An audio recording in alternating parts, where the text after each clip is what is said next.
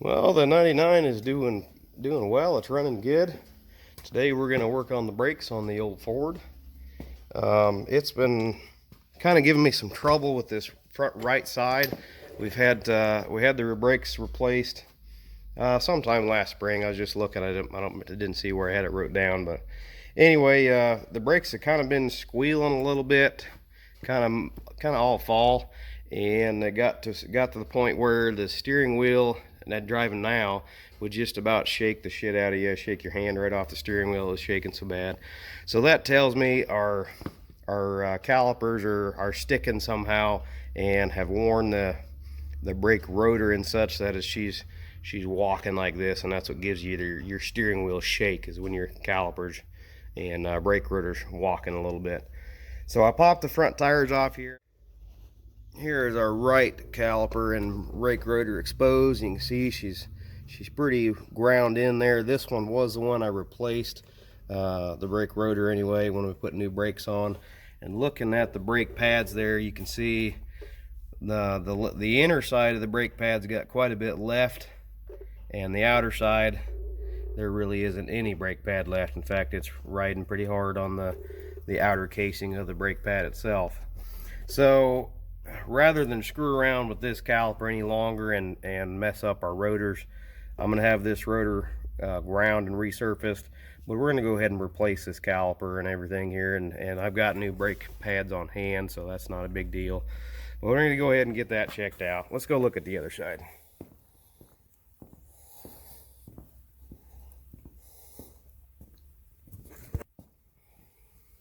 Okay, this side also had a newer, it wasn't replaced, it was just ground and resurfaced.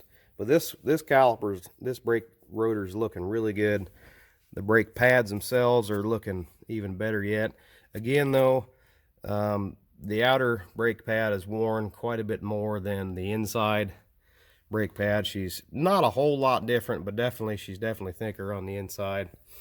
So I'll probably go ahead and replace this caliper also, because brakes get expensive, and if everything's working right, then we don't have to mess with our rotors anymore. So we've got to break our wheel extension here off, because this is a dually. We've got to take this guy off, just unbolt these nuts all the way around, take our calipers off, pop our brake rotor back off, and then go in and get them resurfaced or replaced, whichever we're going to do. That one, the driver's side one, should be fine, shouldn't need replaced. This one, the passenger side, I don't know, depends on what they call for spec. It might be savable if they can grind it, maybe. Other than that, we'll just have to replace it. I hope we don't. I don't think we will, but don't know for sure. Turn that back around straight here. And this up here, I don't know if you guys noticed that is part of the vacuum hub actuating system. These hubs have been kind of gone by the wayside. They quit working probably 80,000 miles ago, so we just use the manual lock in and out. It's not super convenient that way, but you know, like in the old days, they had to just get out and lock the hubs in. That's what we do now. Don't have to worry about replacing the stupid seals inside the hubs and all that shit. They don't seem to want to keep up in shape. So when we think we need forward drive, we just come out and lock the hubs in. So I'm not going to get too excited about that. That doesn't mean shit. It's all unhooked up in the vacuum box anyway, so it's not losing vacuum because it's broken unhooked.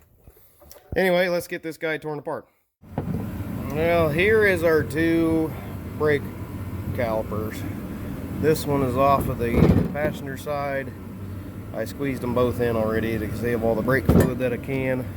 You can see she's got some damage there to the outer edge of the piston. This one,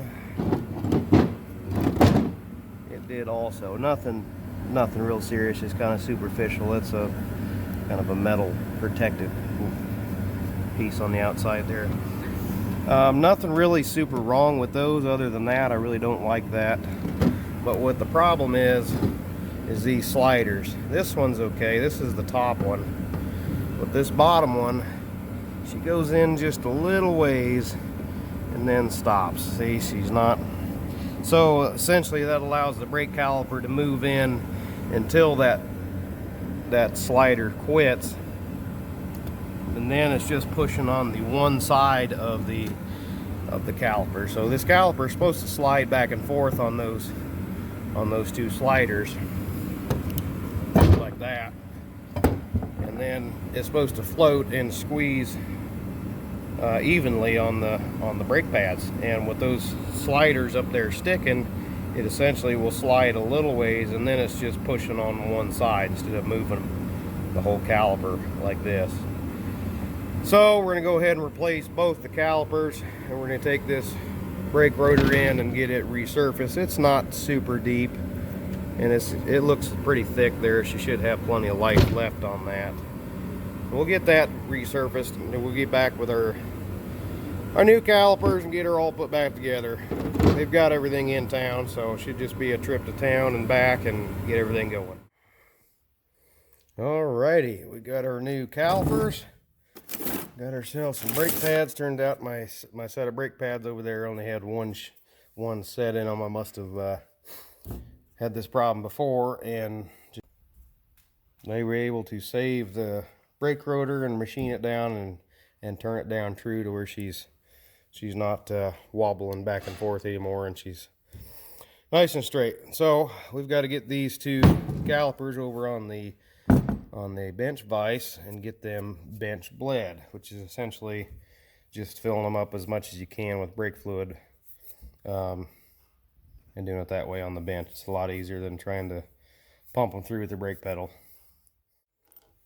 Well, shit, we got this one primed up here. She's full of brake fluid, and the threads are not right on this new rotor or new caliper, and it goes in just that far. And as you see on the bolt here, on the banjo bolt, she's done ripped the tops of the threads off, like it's not, like the hole's not tapped properly. I tried the bolt out of the other one, and it just barely starts the same as this one does, and doesn't want to do anything. So something's screwed up with that caliper. So I spoke with the parts store, and they're going to have me a new one in the morning. But anyway, so I guess we'll just go ahead and install the passenger side one and be on our merry way here in a few minutes. And here's the passenger side all buttoned back up. Nothing wrong with that one. There's our nice shiny new, well, not new, freshly rotated and turned ground rotor. I'll just go ahead and put our hub extension back on for our dual wheels, our dual rims, dual offset, whatever you call them. Put those back on, and the passenger side will be all done. One thing Ford did nice, put these nice little holes right there so you can slide an extension in there and buzz them back on and off with the impact. I just thought of something else as I'm putting this extension on here. If you guys are having trouble with your dual wheels or your alloy wheels, aluminum alloy wheels sticking on your hubs, you're having to beat them off. Usually you've got some kind of like corrosion or aluminum rust building up on this hub right here. So just take a small chisel, or something you can tap on with a hammer, and just chip that stuff out of there. This one's not too bad. It pretty much just popped off, but it's starting to get some corrosion shit building up in there. Used to have a terrible problem on our old Ford, old 90s Ford.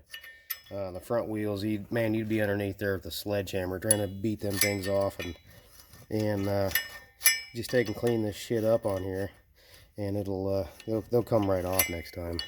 You can really see it on that one right there. It's starting to build up. Just chip that crap out of there.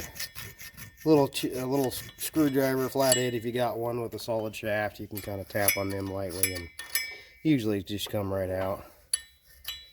It's a nice little info for you there. Save you some time. Okay, got the new rotor, or got the new caliper on that is threaded properly.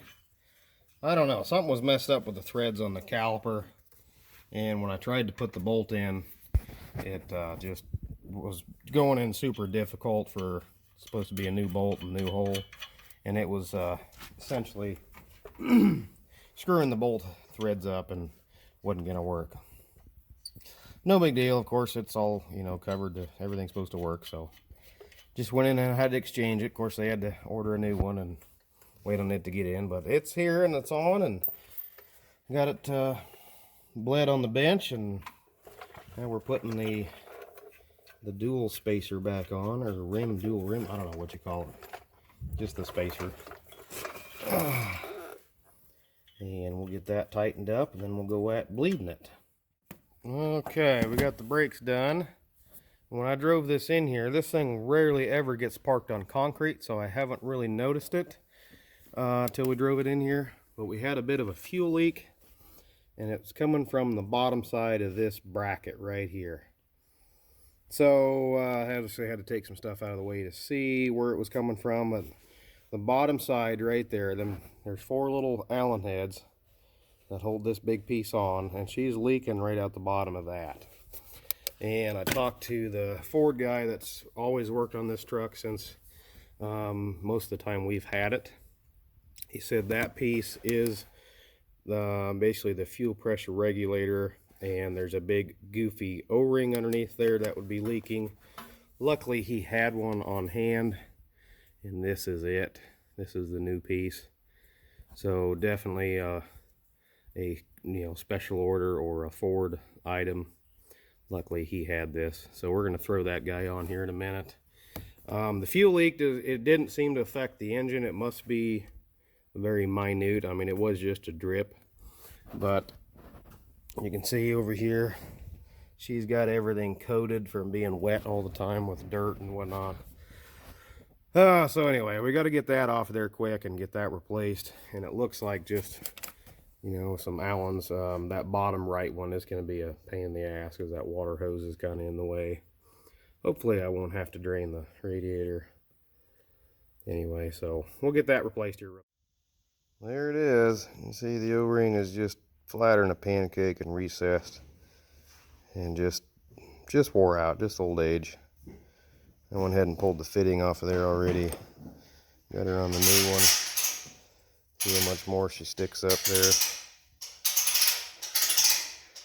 Got our new O-ring on the fitting. Hopefully that won't ever be leaking again. Alright, another one done. Now next up, hopefully we can get that Ford done over there. I've got most of the parts for it.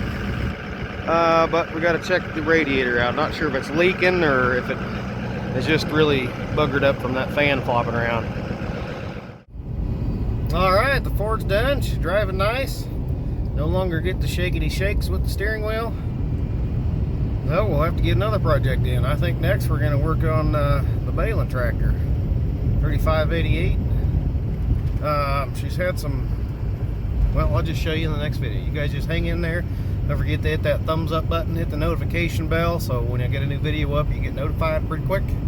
And if you like this content, be certain to hit that subscribe button, everybody. Thanks for watching. Catch you later.